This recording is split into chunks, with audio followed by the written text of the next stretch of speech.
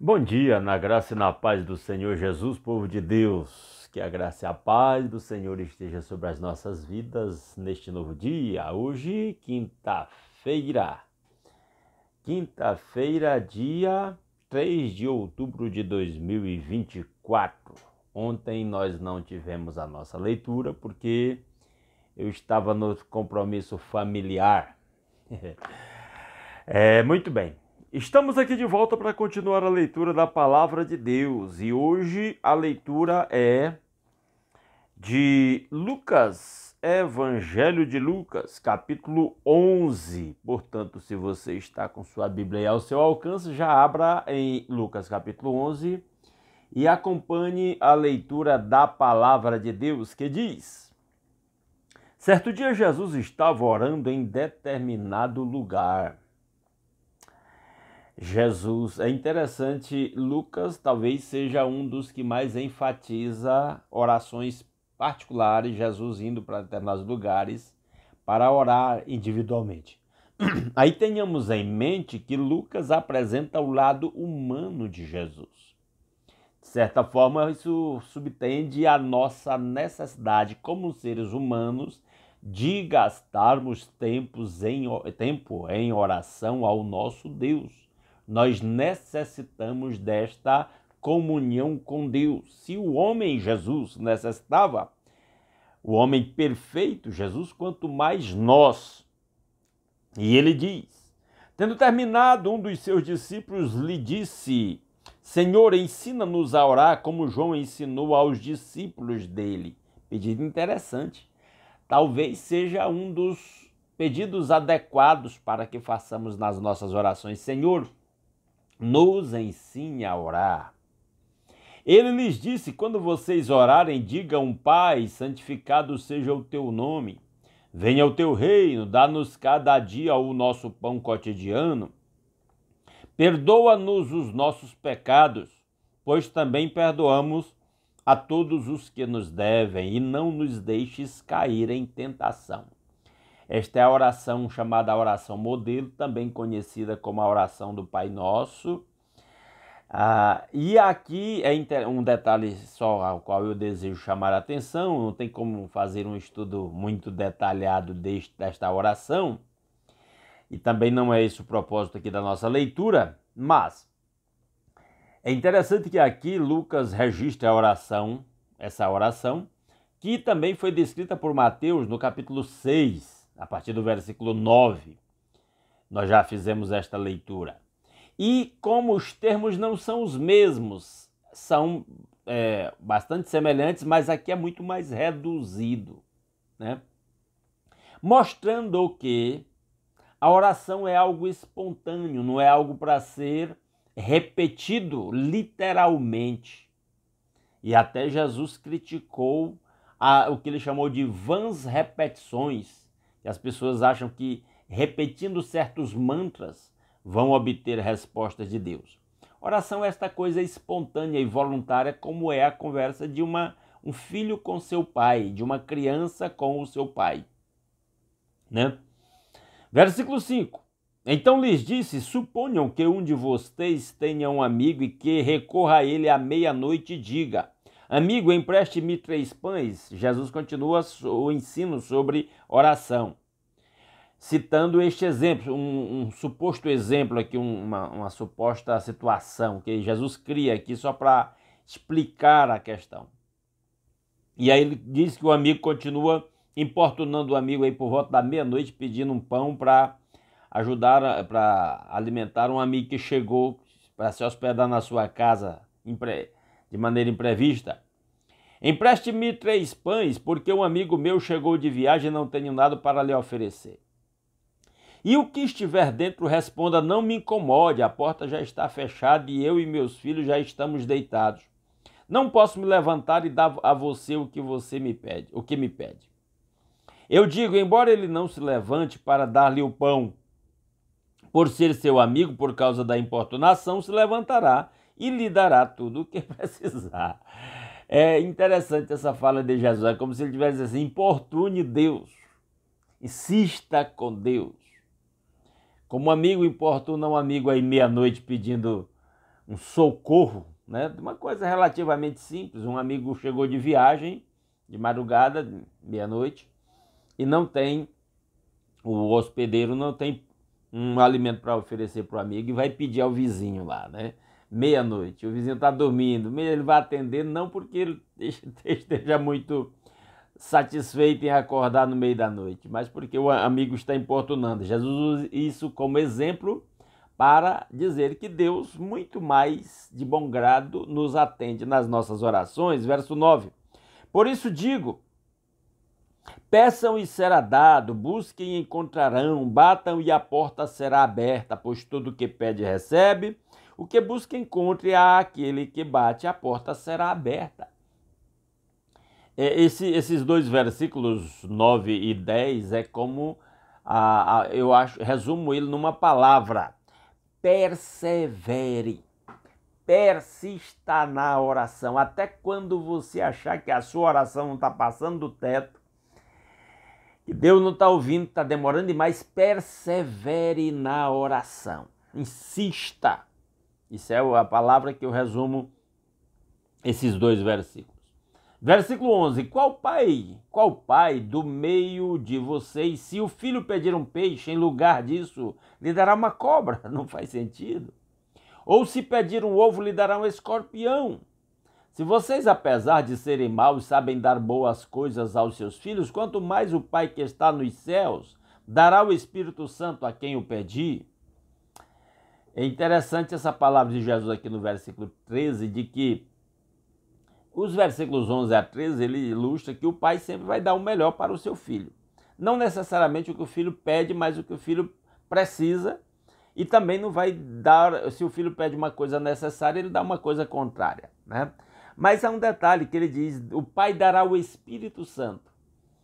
E é interessante porque às vezes nós estamos pedindo coisas, preste atenção nisso. Às vezes nós estamos pedindo coisas, soluções de problemas, cura de doença, emprego, essas coisas. E Jesus está nos dizendo, talvez o que você precisa é do Espírito Santo para lhe iluminar, para lhe mostrar o que realmente você precisa. Então ele diz, o Pai dará o Espírito Santo. Às vezes nós estamos orando por alguém que está enfermo e o que Deus quer é que aquela pessoa mude alguns hábitos, quem sabe alimentares ou de exercícios físicos, para ter a cura daquela doença, entendeu? Então isso é que nós falamos que Jesus diz aqui, e nós entendemos que Jesus está dizendo com essa, que o Pai dará o Espírito Santo àqueles que o pedirem, porque o Espírito Santo é o nosso guia, é quem nos ilumina, e Deus usa as circunstâncias da vida para nos moldar, para nos aperfeiçoar. Versículo 14, Jesus estava expulsando um demônio que era mudo. Quando o demônio saiu, o mudo falou e a multidão ficou admirada. Isso não quer dizer que todo mundo está endemoniado. Era uma excepcionalidade aqui.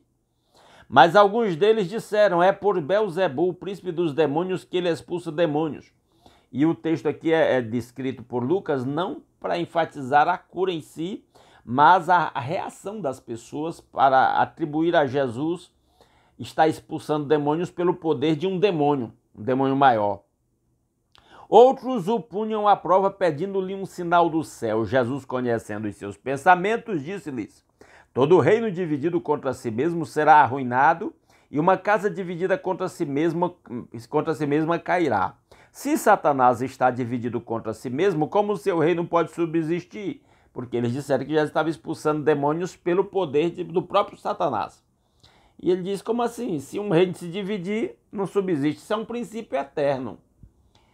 Casa dividida não dá certo. Casal dividido não funciona. Família dividida não funciona.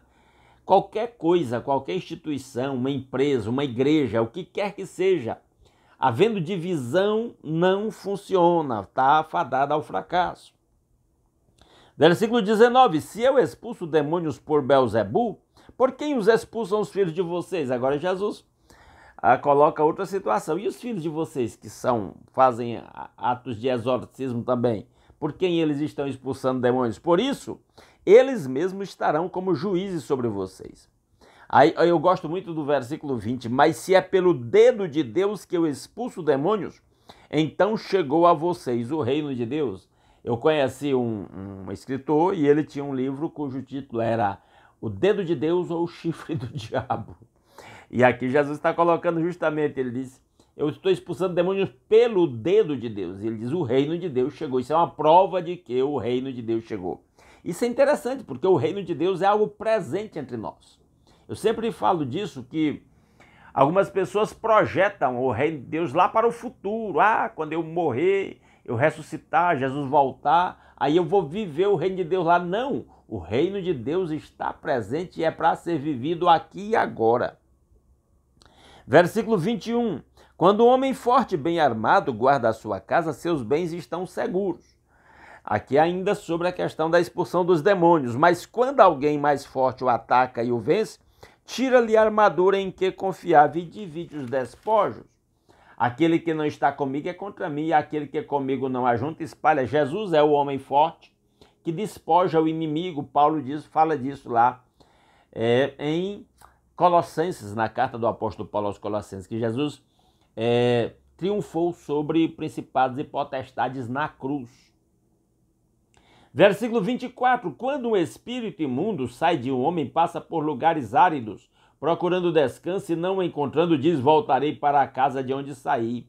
Quando chega, encontra a casa varrida e em ordem. Então vai e traz outros 7 espíritos piores do que ele, e entrando passam a viver ali, e o estado final daquele homem torna-se pior do que o primeiro. Eu já lidei muito com pessoas possuídas por espírito imundo, e uma das coisas que eu dei ênfase foi, uma vez que a gente orou pela pessoa, repreendeu a manifestação demoníaca, levar a pessoa a assumir um compromisso com Cristo. Uma pessoa só está verdadeiramente liberta de um espírito imundo quando ela entrega a vida a Cristo. Quando ela verdadeiramente entrega a vida a Cristo. Eu vejo muitas pessoas falharem justamente nesse ponto. Eu estou falando de pessoas, pastores e outros líderes de igrejas, que oram por uma pessoa que está possuída por espírito imundo. Momentaneamente a pessoa é liberta daquela manifestação e aquela pessoa que está ministrando não chama a pessoa para entregar a vida a Cristo. Jesus está dizendo, a casa fica vazia. Se não é ocupada pelo Espírito Santo, os demônios voltam. E ele diz, e fica morando ali. Tem gente que não está manifestando demônios, a possessão demoníaca, aquela coisa de fazer barulho, excepcionalidade lá, mas que está oprimido por espíritos imundos que estão agindo na vida da pessoa. E justamente porque não entregou a vida a Cristo. Isso é mais comum do que se pensa. E mais difícil de ser tratado. Porque a pessoa não manifesta assim publicamente. É igual Judas, andava com Jesus, estava induzido pelo diabo e ficava ali disfarçado. Continuando a leitura, vamos lá porque o tempo está passando e os capítulos de Lucas são grandes. Enquanto Jesus dizia estas coisas, uma mulher da multidão exclamou, feliz a mulher que te deu a luz e te amamentou. Ele respondeu, antes felizes são aqueles que ouvem a palavra de Deus e lhe obedecem. Jesus sempre vai ao ponto. O que importa é a entrega da vida a Cristo, a obediência a Deus. As pessoas ficam com essas frases de efeito e Jesus está dizendo nada. A coisa importante é a submissão a Deus. Verso 29, aumentando a multidão, Jesus começou a dizer, mais gente chegando, né? Esta é uma geração perversa, ela pede um sinal milagroso, mas nenhum sinal lhe será dado, exceto o sinal de Jonas. O sinal de Jonas, na época de Jesus, seria a morte e sepultamento do próprio Jesus e a sua ressurreição. Retratada na experiência de Jonas, por ele ser engolido pelo peixe, é como Jesus sepultado, e depois vomitado na praia, como Jesus ressuscitado.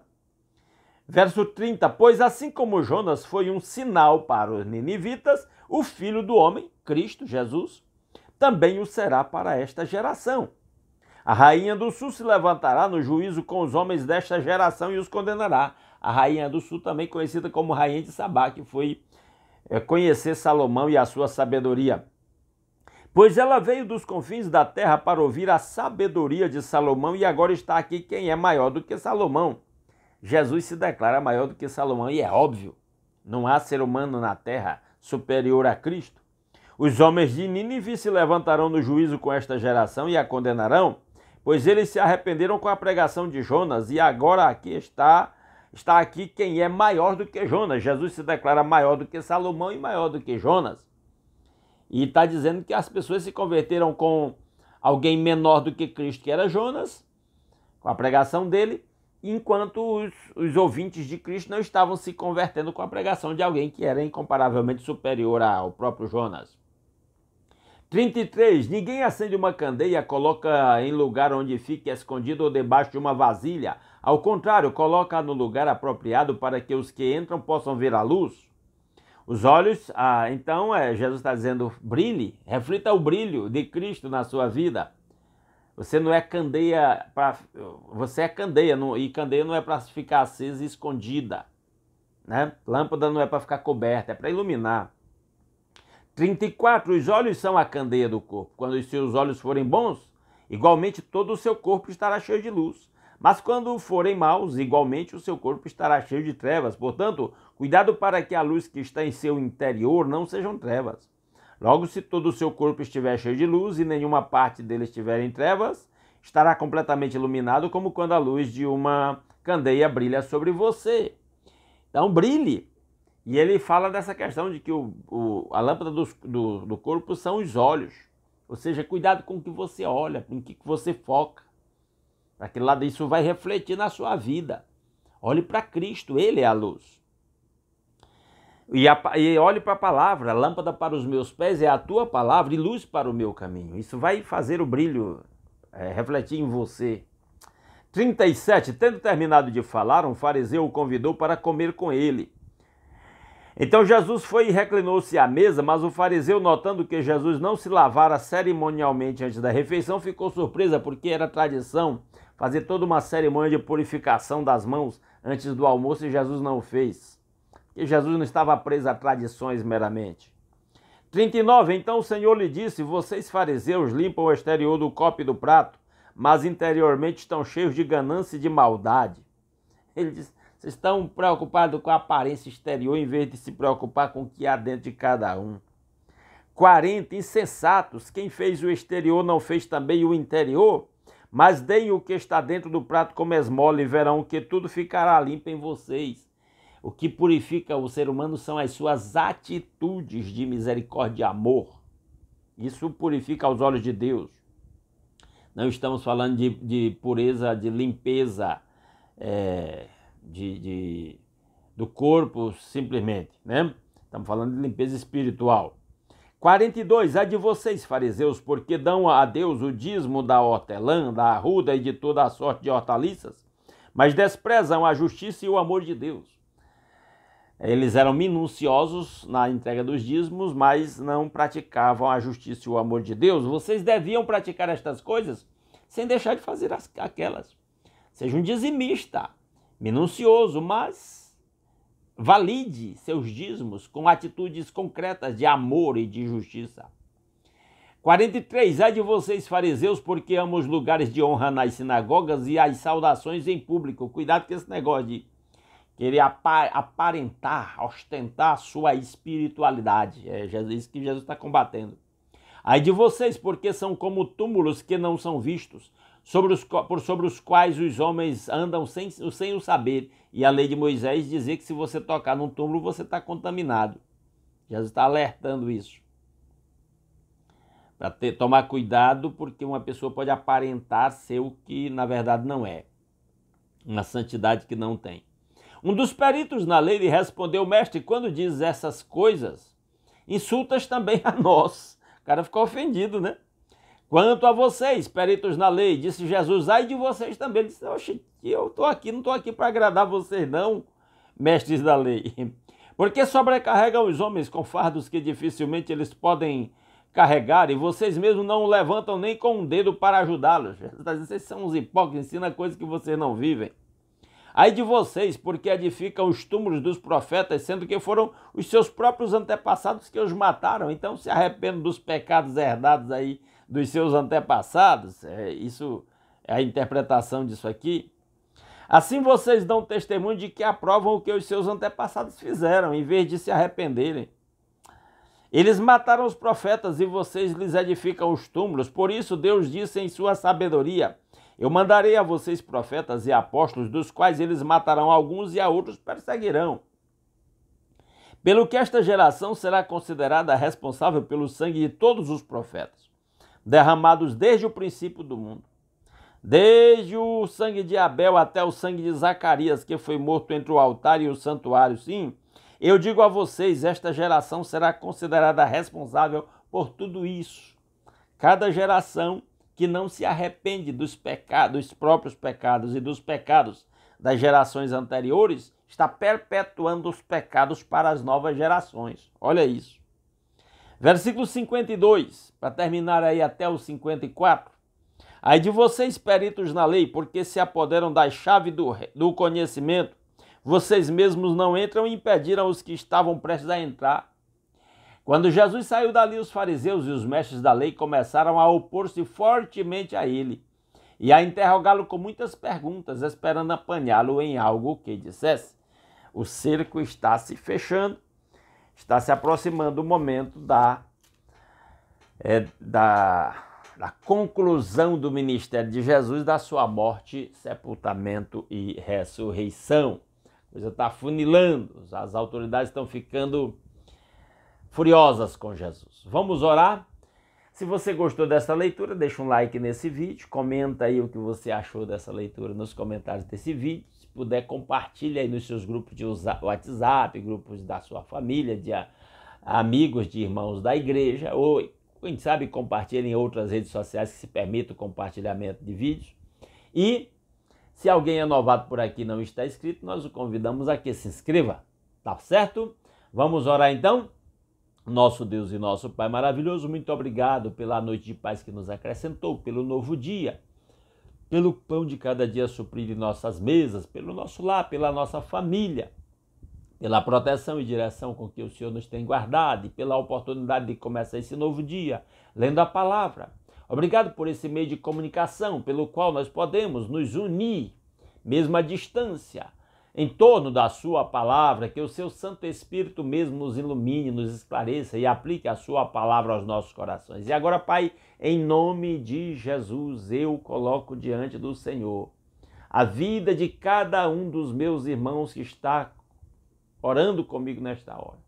Que a bênção do Senhor esteja sobre a sua vida, dando-lhe saúde, fazendo prosperar o seu trabalho, abrindo portas de trabalho para quem está desempregado, dando soluções financeiras para quem está endividado, fazendo milagres a favor de quem está doente. Se o Senhor deseja usar os médicos, os medicamentos, as cirurgias, as internações, seja feita a sua vontade, mas em nome de Jesus, nós oramos por todos os nossos irmãos e por aqueles por quem nossos irmãos intercedem, citando-os nominalmente nas suas orações, interfere a favor do seu povo, renova a fé, a esperança, a alegria nos corações que estão desanimados.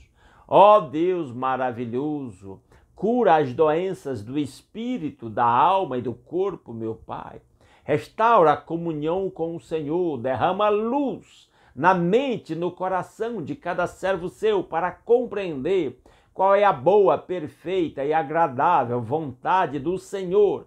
E, ó Deus, se submeta ao Senhor, se ofereça em culto, em sacrifício vivo, santo e agradável ao Pai, que é o nosso culto racional, que não nos conformemos com este mundo, mas transformemo-nos pela renovação do nosso entendimento, para que experimentemos qual seja a boa, agradável e perfeita vontade do Senhor. Ó Deus, que o seu povo, que se chama pelo seu nome, se humilhe e ore e busque a sua face, se converta dos seus maus caminhos, para que o Senhor nos ouça do céu, perdoe o nosso pecado e sare a nossa terra. Que a bênção do Senhor esteja sobre o lar de cada um dos meus irmãos. Que os lares sejam lugares de paz, de harmonia, de aconchego, de segurança, de crescimento, ó Deus, de cada membro da família. Que a bênção do Senhor esteja sobre o trabalho de cada um dos meus irmãos, fazendo prosperar. Que esse dia, o dia que o Senhor nos deu para nos alegrarmos e louvarmos ao Senhor nesse dia.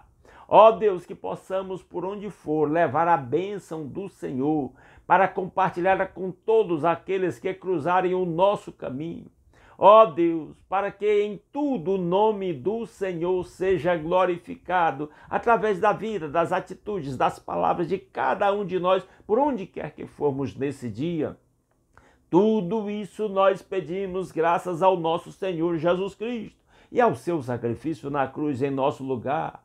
Ó Deus, seu Filho Jesus é a maior de todas as bênçãos que podemos receber, que nos alcançou com a sua graça, que nos reconciliou com o Pai, que nos fez membro do seu povo, do seu corpo, que nos deu livre acesso à sua presença, meu Pai. E é nesta confiança que nós oramos agradecidos em nome de Jesus. Amém. Aleluia. Meus amados irmãos, muitíssimo obrigado pela sua companhia. Se Deus quiser, amanhã às 5h30 da manhã nós estaremos aqui de volta para continuar a leitura da Palavra de Deus. Aguardo vocês. Um grande abraço a todos.